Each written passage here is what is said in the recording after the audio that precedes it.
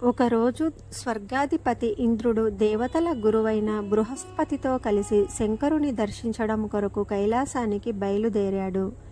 ఈ విషయం గ్రహించిన పరమేశ్వరుడు వారిని పరీక్షిద్దామనుకున్నాడు.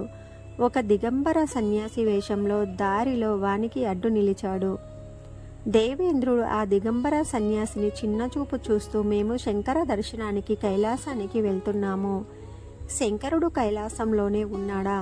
తెలిస్తే చెప్పు, లేదా మా దారికి అడ్డు తొలగు అని పౌరుషంగా చెప్పాడు. ఆ సన్యాసి ఎన్నిసార్లు అడిగినా సమాధానం ఇయ్యలేదు. కోపగించిన ఇంద్రుడు తన వజ్రాయుధంతో వానిని శిక్షించబోయాడు. అప్పుడు సన్యాసి రూపంలో ఉన్న సదాశివుడు కోపంతో ఇంద్రుని వైపు చూశాడు. స్వర్గాధిపతి ఎత్తిన చేయి గాలిలో అలా చలనం లేకుండా ఉండిపోయింది. బృహస్పతి తన తెలివితేటలతో దిగంబర సన్యాసి ఈశ్వరునిగా గుర్తించాడు. చేతులు జోడించి భక్తితో స్తుతించాడు. ఓ మహాదేవ, ఈ దేవేంద్రుడు అజ్ఞానంతో చేసిన కార్యాన్ని క్షమించు. నీ 3వ కంటితో పుట్టిన కోపాగ్నిని దయతో ఉపసంహరించుకో అని ప్రార్థించాడు. దేవేంద్రుడు శివుని పాదాలపై పడి శరణు కోరాడు. బృహస్పతి, నీ స్తుతికి నేను సంతోషించాను. నీ కోరిక ప్రకారం ఈ ఇంద్రుని క్షమించి ప్రాణాలతో రక్షించావు కాబట్టి ఇప్పటి నుండి నీకు జీవుడు అనే మరొక నామం ప్రసిద్ధికెక్కుతుంది. నా ఫాలాగ్నిని ఇంద్రుడికి పీడ కలగని విధంగా మరొక చోట వదిలిపెడతాను అని శంకరుడు కరుణతో పలికాడు.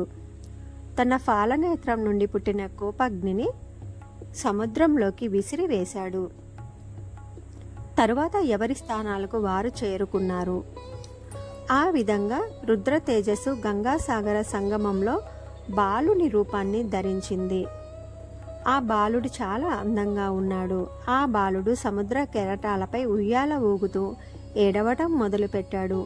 ఆ రోదనకు ముల్లోకాలు తల్లడిల్లాయి. అంతటా దేవతలు బ్రహ్మదేవుడి వద్దకు వెళ్ళి ఈ విషయాన్ని విన్నవించి శరణు కోరారు. బ్రహ్మదేవుడు సముద్ర తీరానికి వచ్చి ఆ బాలుణ్ణి చూశాడు.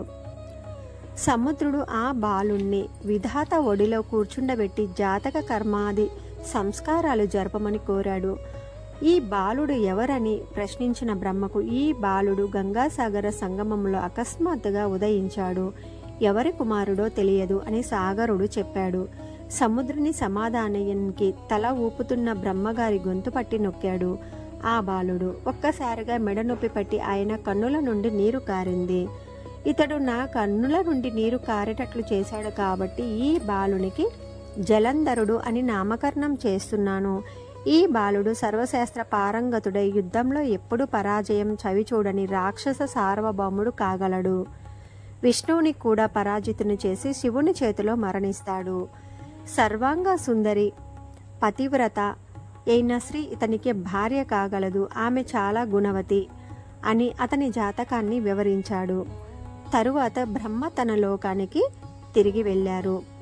సముద్రుడు ఆ బాలకుని అల్లారు ముద్దుగా పెంచాడు. పెరిగి పెద్దవాడై సకల విద్యల్లో ఆరితేరిన వాడై యుక్త వయసు రాగానే కాలనేమి అనే రాక్షసరాజు కుమార్తె బృందాదేవితో వివాహం జరిపించారు. తారకాసుర త్రిపురాసుర సంహారం తర్వాత అనాథలైన దానవులంతా జలంధరుని కొలువులో చేరారు. ఒకనాడు జలంధరుడు మంత్రి, పురోహిత, సామంతులు పరివేష్టించిన సభలో రత్న సింహాసనంపై కూర్చొని ఉండగా అసుర గురువైన శుక్రాచార్యులు అక్కడికి విచ్చేశారు. జలంధరునితో సహా సభలోని వారందరూ లేచి నిలబడి శుక్రాచార్యులకు స్వాగతం పలికి ఉన్నతాసనంపై కూర్చుండబెట్టారు.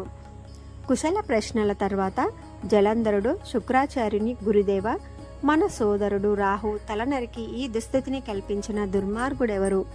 ఆ వృత్తాంతాన్ని చెప్పండి అని అడిగాడు. పూర్వం దేవతలు, దానవులు అమృతం కొరకు సముద్రాన్ని మదించడం, అప్పుడు పుట్టిన శ్రేష్టమైన వస్తువుల్ని దేవతలు హస్తగతం చేసుకోవడం, దేవతల మోసాన్ని గ్రహించి దేవతల పంక్తిని చేరి రాహువు అమృతాన్ని తాగుతుండగా విష్ణువు తన చక్రంతో రాహువు శిరస్సు ఖండించడం అంతా శుక్రుడు వివరించారు. ఈ కథ 2వ భాగం కూడా ఉందండి. దయచేసి మా ఛానల్ సబ్స్క్రైబ్ చేసుకోండి. వీడియోస్ అన్నీ లైక్ చేయండి. పార్ట్ 2 కూడా వీడియో పెడతాను, అది కూడా చూసి సపోర్ట్ చేయండి. Thanks for watching.